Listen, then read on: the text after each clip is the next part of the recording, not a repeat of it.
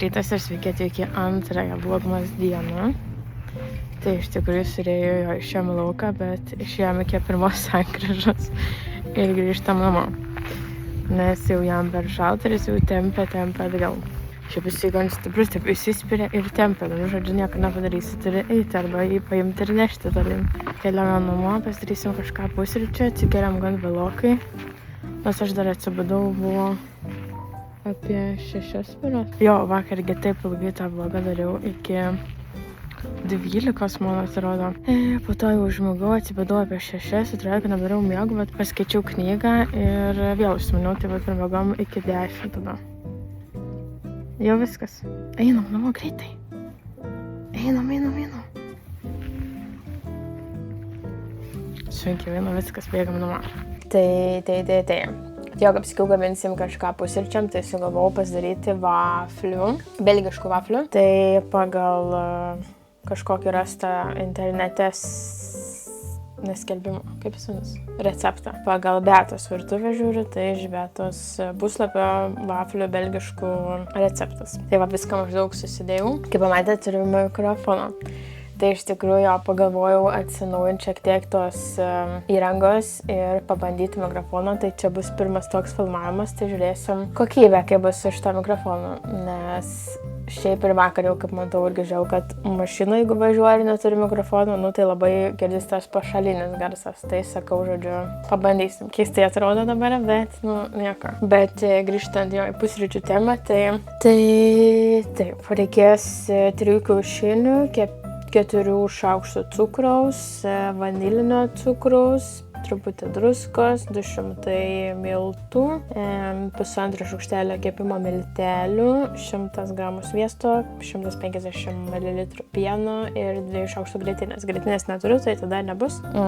Šiek tiek irgi sviesto neturiu, bus margarinas, nelabai gerai, bet nu nėra dabar. O jo, galiu dar pasakyti ir keptos pienus. Nu, man žiauriai gražus tie norvegiški visi pakai, man atrodo visų šiai pakuočių, kur yra, nežinau, pienai, grietinės, kas dar, jogurtai, man atrodo, ne visi, jo grietinė. Nu, dauguma šitų, ypač šitos firmos, bet yra kitos firmos, tai jie papuošia savo produktus prieš kalėdas, vat visokiais piešinėliais. Tai žiauriai gražiai atrodo, nu, nežinau, man. Aš ir pernai atsimenu tą patį sakiau per vlogmas ir šiemet, bet nu, labai gražios pakuotės. Dabar pradžioje atskirti baltymus ir trinius išplakti su cukrumi.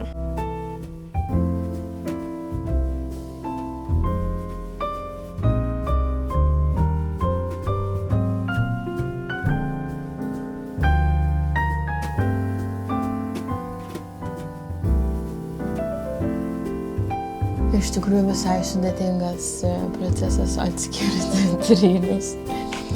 Tai bet atskirti.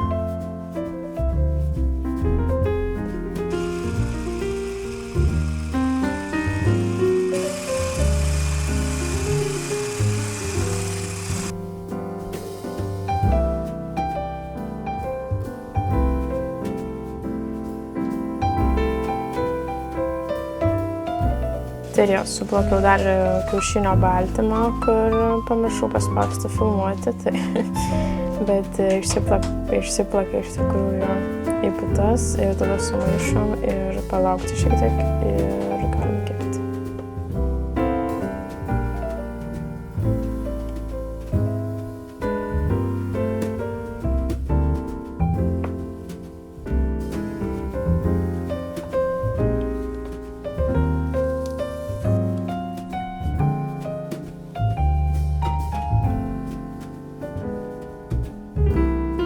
Tai, o aš atsinaujinau savo elektroninę knygų skaityklę, prieš tai turėjau Pocketbooką Touch Lux 4 berods taip vadinosi, bet jį pardaviau ir aš nusipirkau Kindle Paperwhite 10 Generation ar kažkas tokio. Tai jeigu kas turit skaityklę ar domitės skaityklėm, tai manau žinosit. Šiaip jeigu greitai pasakant, tai šita knygų skaityklė man žymiai labiau patinka. Ir vien dėl to, kad ten yra šiaip naujesnių metų, tai jau labiau. Ekranas jos yra didesnis, tenai buvo tokie kraštai labiau. Ir šiaip visas tas mažesnis, tai gal šiek tiek, sakykime, laikyti yra sunkiau negu bet šiaip tai viskas gerai. Ir sakau, šitą labiau ir smagesnį ir laikyti, ir turėti, ir skaityti. Šitą dar lipduką jo pasiėmėm kai buvom šitam muziejui, Natural History tas muziejus, ir labai man juokingas buvo šitas paveiksliukas, tai pasiėmiau užsikliuvom knygos. O dabar kokią knygą aš skaitau? Jo, aš pradėjau skaityti iš tikrųjų labiau angliškas knygas. Ne dėl to, kad čia negalima šiaip jų dėtis. Aš šiaip anksčiau, kokia buvo irgi mano kvaila mąstysena. Nes aš galvoju, kad turint Kindle, būtinai turi pirkti iš Amazono knygas ir kitaip tu jų negali turėti, kadangi vis tiek Amazone daugiau yra angliškos knygos, tai galvoju, nesąmonė to, kad turi būtinai pirkti, mokėti už jas ir tuo, kad jo skaityti tik tai angliškai. Bet pasirodo, tai ją lygiai taip pat gali įsikelti knygas per laidą, per kompą ir gali turėti ir kokių nori kalbų ir, svarbu turėti tą PDF failą ir viskas. Bet dabar, sakau, pradėjau skaityti labiau angliškas knygas, tai jau 3 knygą skaitau angliškai ir vadinasi, nežinau kaip čia matosi, Snowed In. Dabar kažkaip pasinešiau ant tokių kalėdinių romanų, kaip labai visi panašus tipai į tą, kur rodo per televizorių, koks ten kanalas TV8, ne? Kur TV8 rodo visus ten kalėdinius, romantinius filmus, tai čia dabar tokio tipo knygos mano bibliotekoje. Tai, bet šiaip tai, jo, bandau kažkaip labiau gal skaityti angliškai, nes noriu tą kalbą šiek tiek tai prisiminti. Tai toks update'as apie knygas, nes mačiau rašėt, kad įdomu visai ir paklausyti, ką knygų skaitau.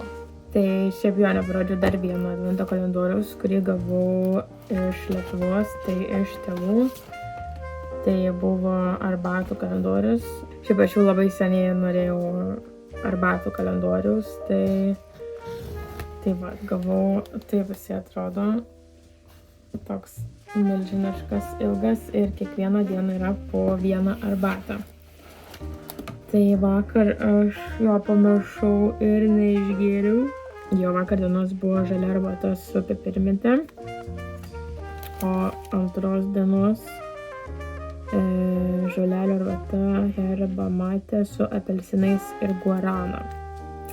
Toks įdomus, tai šiandien gal abi ir išgersiu. Abi šiaip tai suteiktų energijos, nes ir žalia arbata kelia energiją ir šitą guaraną. Tai kaip tik dabar pradeda imti toks snaudulys, ko reikia visai išgerti arbatos. Kokiu čia dar yra šiaip įdomu. Gerai, nežiūrėsiu daugiau, bus vėliau atsidaryti.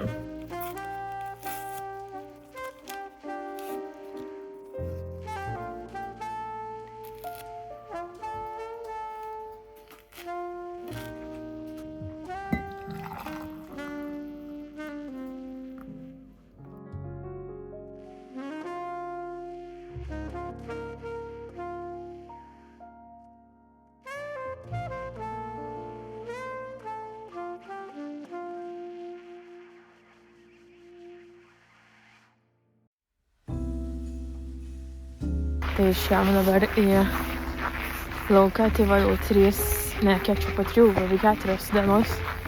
Čia taip atrodo, bet šiaip tai tamsiau yra, man atrodo, realiai. Viskas jau reizguoja pašalo, jau traukia.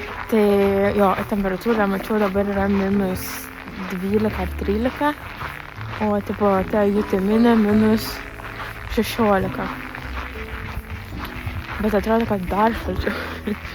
Tikrai šalta. Net ir kalendorius. Pamirštu, kad reikia. Ne, gal sakė, nenusipirka. Rimtai tai nenusipirka kalendorius. Blemba. Reikia dalintis. Šiaip labai gražu. Visur jau puošiasi visus namus, kiemus, labai gražu atrodo. Ir tas sniegas toksai bėgioja. Žmogus bėgioja. O tu, aš tai negaliu bėgioti, man žiemą šalta, aš ne. Jo, šiaip pertrauką irgi padarius nuo bėgimo, tai reiktų vėl nuo naujo. Bet kažkaip šalta žiauriai atrodo. Tai va, bet jo, ne apie bėgimą, o apie sniegą, kad žiauriai gražu. Ir čia kur toks kalnas šalia. Ir tie medžiai, žodžiu, labai gražiai atrodo, kaip prisnigė. Snigti tie medžiai, tai žiauriai gražiai atrodo.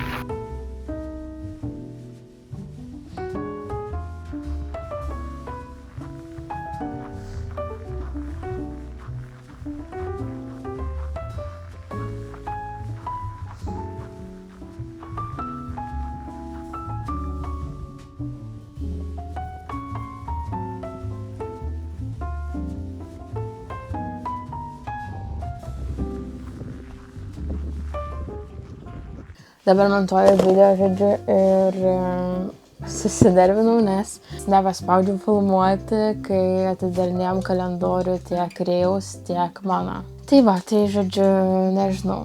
Rėjus gavo realiai tą patį skanuką kaip ir vakar, tai kas nematyt vakar galiu parodyti nebent kalendorių, tai toks jo kalendorius. O iš mano Sephoros kalendoriaus tai buvo šitas, kur irgi vakar rodžiau Little Sweetness. Tai buvo serumas. Serumas, aukščio vitamino C ir E serumas.